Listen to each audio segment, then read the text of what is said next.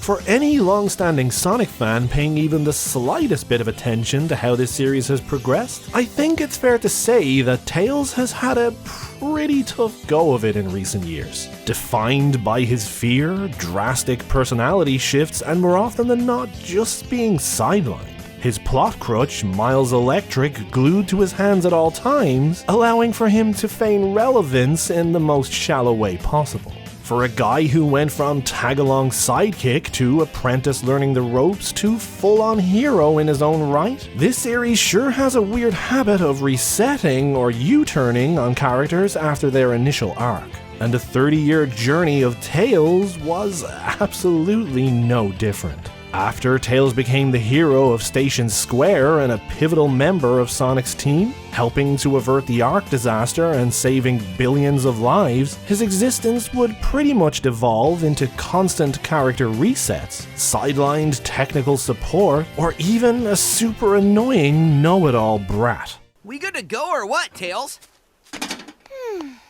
I've built a TV out of paper clips. Yeah. And reprogrammed a supercomputer using dishwashing detergent and a toothpick. I know.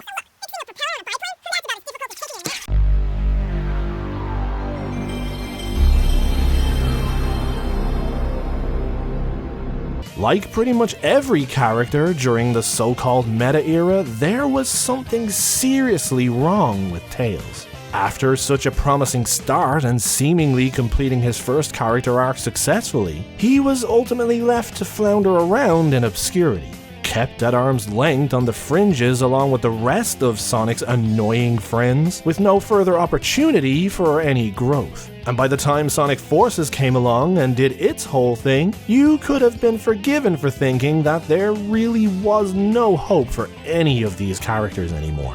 Very easily forgiven. Tails had become a really popular character in the fandom.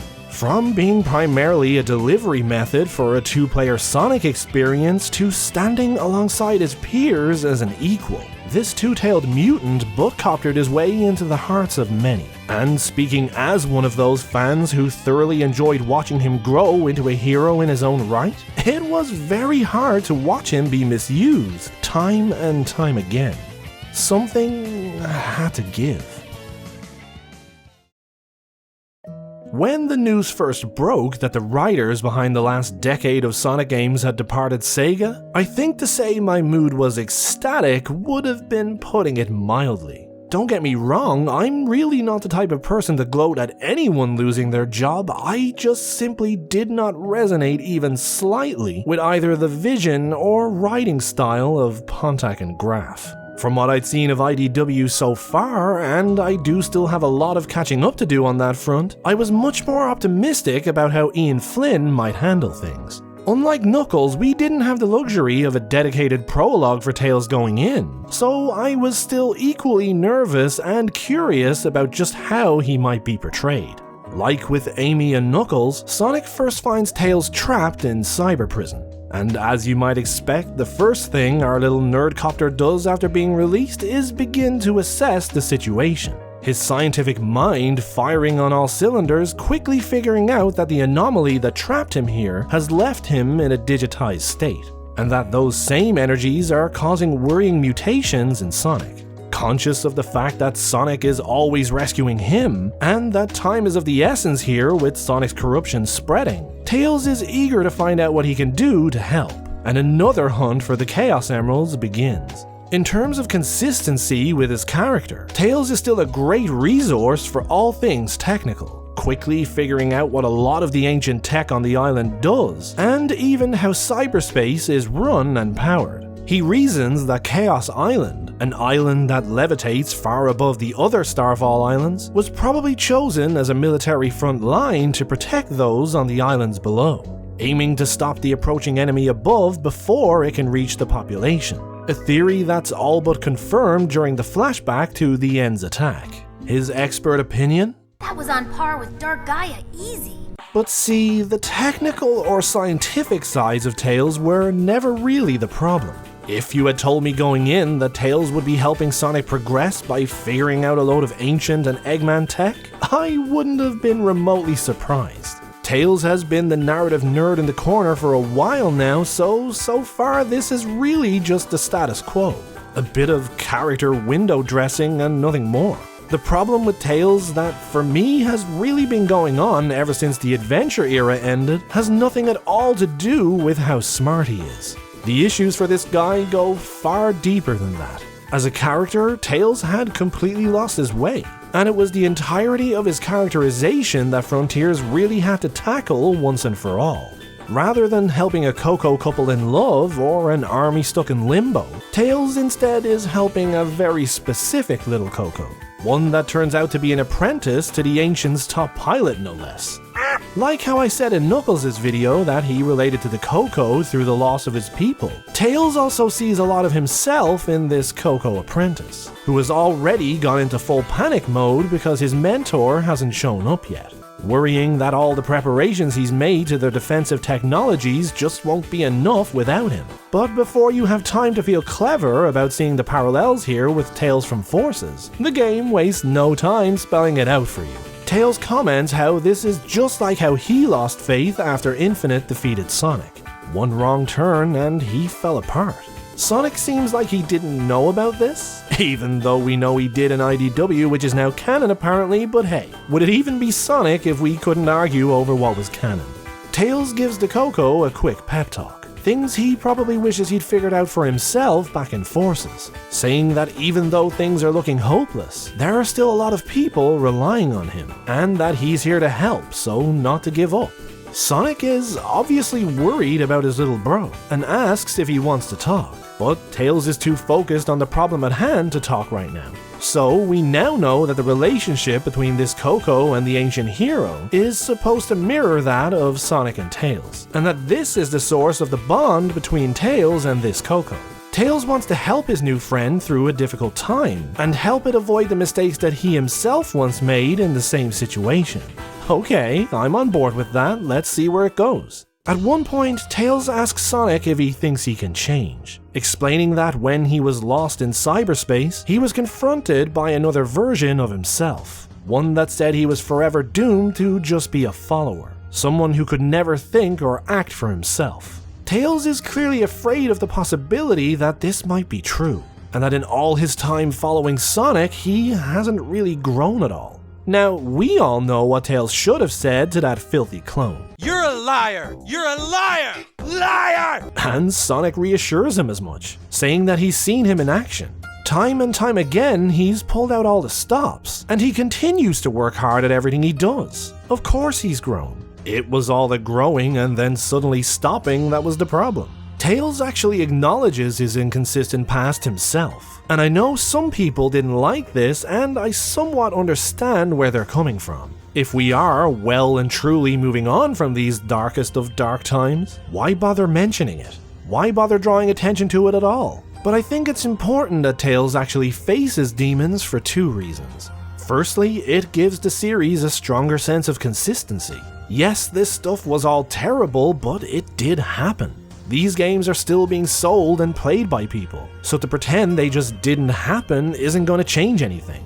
And they tried that before, after all. But it's also important because it actually gives these characters a chance to display some growth. Albeit from the sidelines, but it will make their eventual return to the forefront all the more meaningful. This is a new writer saying, look, don't worry guys, we've got this. We know how much you didn't like this stuff and we're heading somewhere better now. Same goes for the little, and maybe too many depending where you stand on this, historical references all throughout the game. Tails in particular makes loads of these, and while they do seem a little on the nose after a while, I chose to see this as reassurance. A knowing smile that the much-loved highs in these characters' pasts are firmly in mind for how the writers plan to move forward with them. Emotionally, Tails is having a rough time in this game, but I think it was essential that he work through these feelings if he's ever to truly move on. He worries that he's just a burden to Sonic, that during a crisis he's always either running away or standing on the sidelines, that Sonic is always rescuing him when all he ever does is follow him around.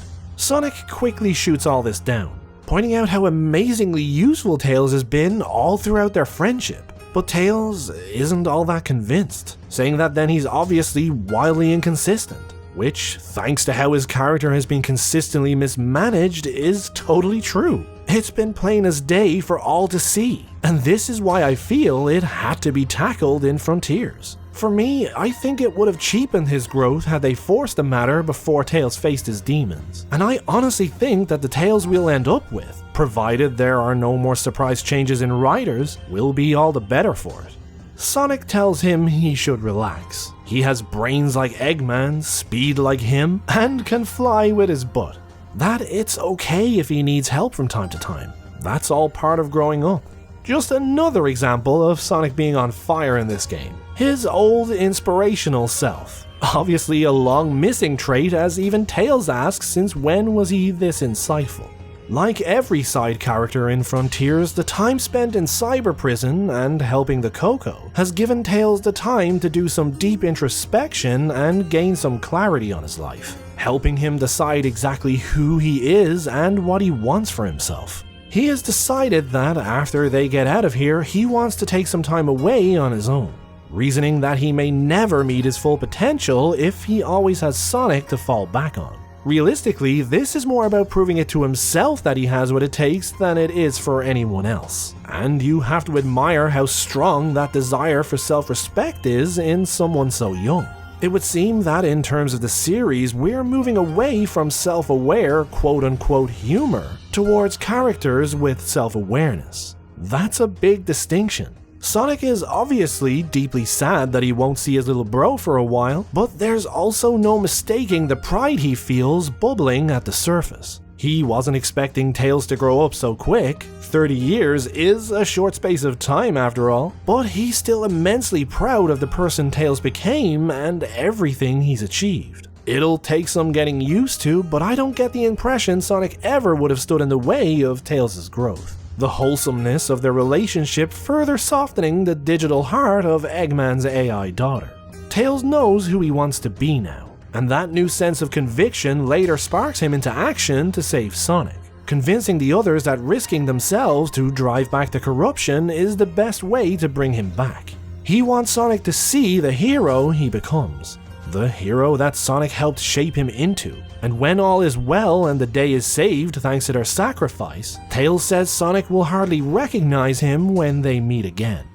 Chaos Island may not be everyone's favorite Starfall Island, but for me, the music and the awesome depiction of mangy Tails saved it. Sure, he's kind of on the sidelines as tech support again, a lot like what I complained endlessly about during the meta era, but here at least Tails actually gets to contribute more than just B-movie technical jargon or setting Sonic up for his next terrible joke. Baldy nose hair! In Frontiers, Tails actually gets to not only help Sonic progress, but also gets to exhibit and experience meaningful growth himself. I see this game as sort of like a therapy session for these characters. They're not denying or running away from their past selves, or pretending that their shortcomings don't exist, but instead they're facing their demons head on and learning from their mistakes. Like I said in my Knuckles and Eggman videos, I believe these characters are being set up for a fresh start,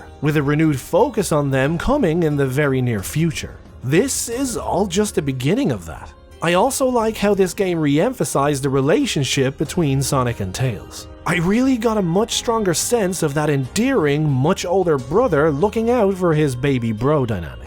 Just another added benefit of good characterizations, I guess. Unlike his burly, give each other a bunch of crap and bro banter relationship with Knuckles, Sonic just wants to guide Tails through life as safely and smoothly as possible, and wants Tails to have the confidence in himself that he has in him.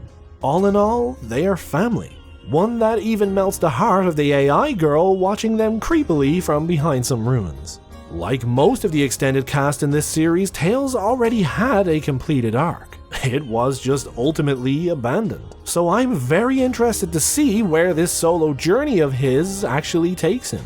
Me personally, I'll settle for nothing less than the full of confidence man with a plan version we got in Sonic Adventure 2, that's all I'm saying. But now I'd really like to hear what you guys think. What did you think of Tails' characterization in Frontiers? What do you think the future holds for him? Do you think he'll get his own spin-off, and what genre would you want that spin-off to be if he did? Let me know your thoughts in the comments. As always, if you found yourself enjoying the video, don't forget to drop a like, subscribe to the channel, and make sure to hit that bell. If you don't hit that bell, you pretty much aren't subscribed, so make sure to give it a click to see more from me. You can also join the channel Discord, get more of my up-to-the-minute ramblings on Twitter, and if possible, you can support me on Patreon or with a super thanks right here on YouTube. All of your support is, as always, much appreciated, and any amount, no matter how much, is a big help to me. Plus, you get to see your awesome self in the video credits. All those links are in the description, so be sure to check them out if you can.